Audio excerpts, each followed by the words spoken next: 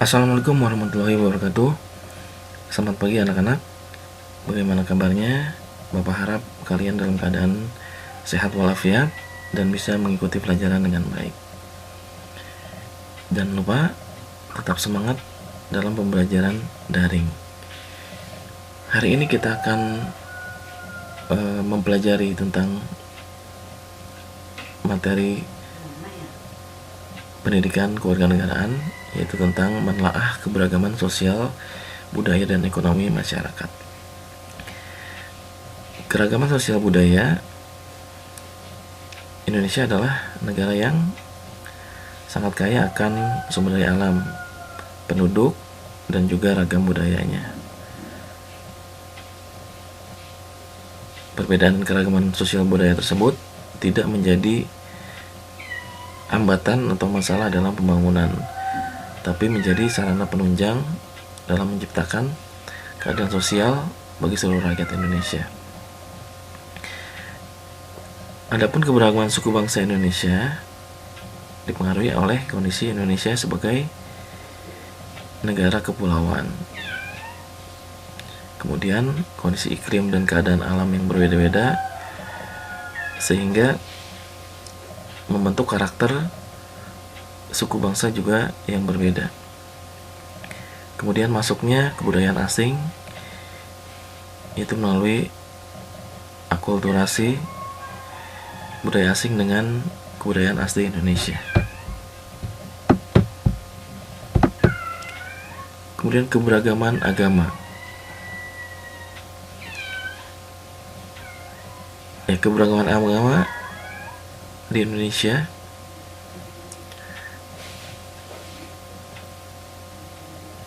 menyebabkan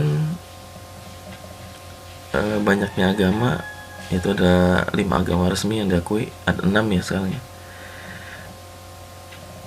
Dan kepercayaan kepada Tuhan Yang Maha Esa adalah sebuah kekayaan bangsa. Karena itulah umat beragama harus saling menghargai dengan cara yang pertama saling membantu atau bekerjasama tanpa membeda-bedakan agama, tidak mengganggu umat lain yang sedang beribadah, dan menghormati umat agama lain ketika menjalankan ibadah. Kemudian keberagaman tingkat kesejahteraan. Di sini kita akan definisikan dulu tentang apa itu sejahtera, yaitu keadaan masyarakat aman, sentosa, dan makmur. Masyarakat sudah dapat memenuhi kebutuhannya dengan baik, tidak kurang satu apapun. Untuk menciptakannya harus terjadi kerjasama yang baik antara pemilik usaha dengan orang-orang yang bekerja di bidang usaha tersebut. Kemudian keberagaman tingkat pendidikan. Contohnya dalam lingkungan di sekitar kalian tinggal, pasti banyak sekali perbedaan tingkat pendidikannya.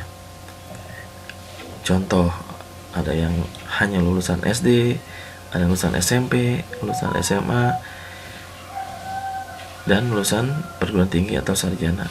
Mungkin yang sekarang terbanyak adalah lulusan sarjana, karena seiring berkembangnya tingkat ekonomi masyarakat ya.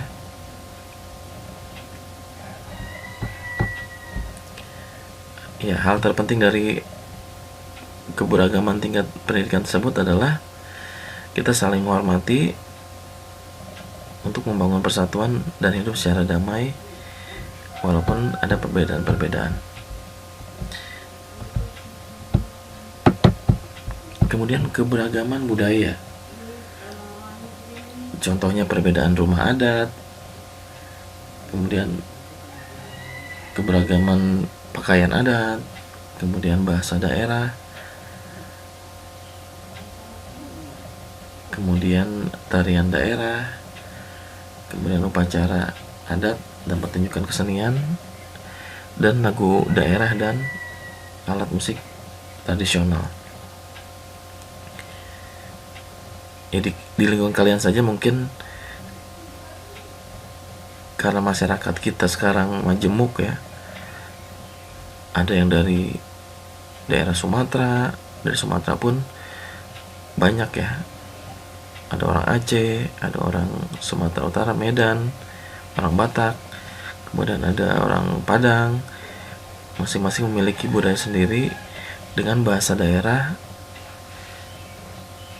Mungkin yang masih dibawa adalah bahasa daerahnya ya, karena untuk rumah adat, kemudian pakaian adat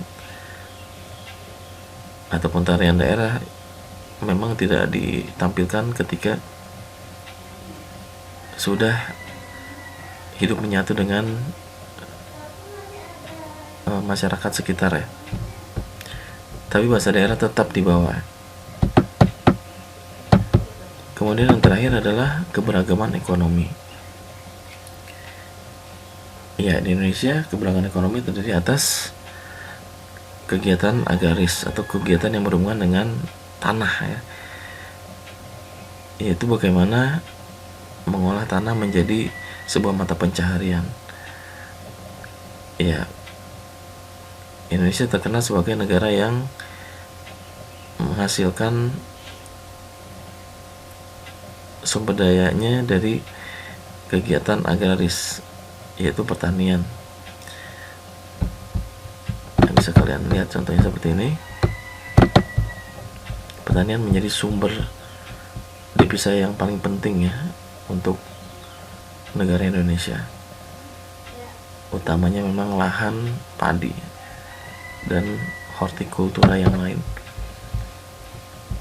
Kemudian kegiatan perikanan, baik perikanan darat maupun perikanan laut. Memang perikanan laut menjadi sumber utama setelah pertanian ya di Indonesia, menjadi sumber devisa untuk ekspor ya, baik ke negara-negara Eropa maupun ke negara-negara Asia Timur yang memang makanan pokoknya ikan ya, terutama Jepang, Korea, dan Taiwan. Berikutnya adalah kegiatan perdagangan ya. Contohnya seperti ini, pasar-pasar tradisional maupun pasar-pasar modern menjadi pusat-pusat kegiatan perdagangan. Contoh kecilnya bisa kalian lihat di lingkungan kalian sendiri ya, bagaimana banyak warung-warung atau pengusaha-pengusaha yang mandiri ya, baik itu warung makan, warung nasi, warung kelontong, atau warung-warung kecil lainnya ya. Itu termasuk ke dalam bidang perdagangan. Di sekolah pun kalian bisa melihat banyak pengusaha-pengusaha mandiri ya, yang memang termasuk ke dalam UMKM ya, usaha kecil dan menengah. Berikutnya adalah kegiatan industri. Kegiatan industri seperti ini contohnya industri otomotif, kemudian elektronik, kemudian industri pengolahan makanan, kemudian industri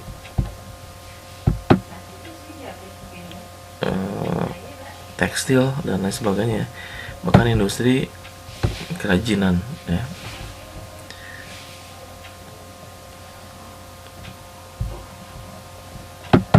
Ya, contohnya industri kerajinan adalah industri kain ya, industri kain batik ya, yang itu ada di buku paket kalian. Nanti kalian bisa baca tentang sahabat atau perpustakaan. Nanti bisa dibaca di sini adalah tentang anak dari pengusaha sukses, pengusaha batik sukses. Nanti bisa kalian baca di halaman 18. Kemudian berikutnya adalah bidang atau kegiatan di bidang pertambangan. Contohnya seperti ini. Indonesia adalah negara yang sangat kaya akan sumber daya alam. Hampir semua bahan tambang atau mineral ada di Indonesia, mulai dari batu bara, biji besi, kemudian emas, kemudian intan, bauksit, mangan, kemudian minyak bumi ya. Dulu Indonesia pernah menjadi negara pengekspor minyak bumi atau negara OPEC ya.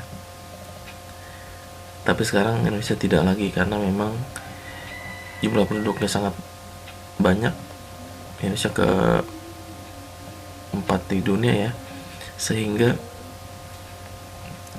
menyebabkan Indonesia menjadi negara konsumen minyak bumi nomor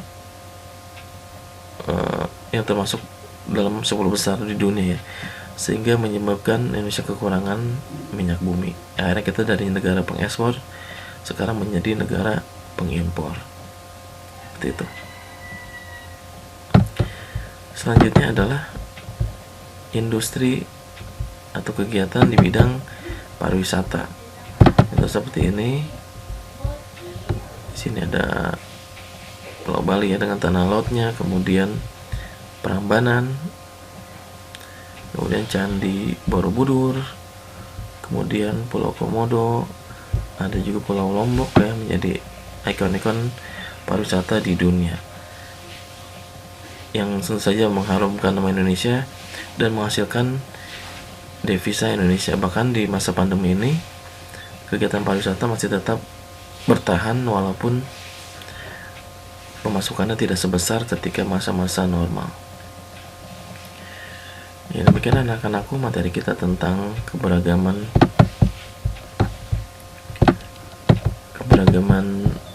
sosial, budaya, dan ekonomi di masyarakat. Contoh-contohnya bisa kalian lihat di lingkungan kalian sendiri, baik itu keberagaman sosial, budaya, dan ekonomi masyarakat di lingkungan kalian bisa kalian perhatikan. Baik anak-anakku, materi hari ini demikian. Bapak akhiri, billahi taufiq wal hidayah. Wassalamualaikum warahmatullahi wabarakatuh.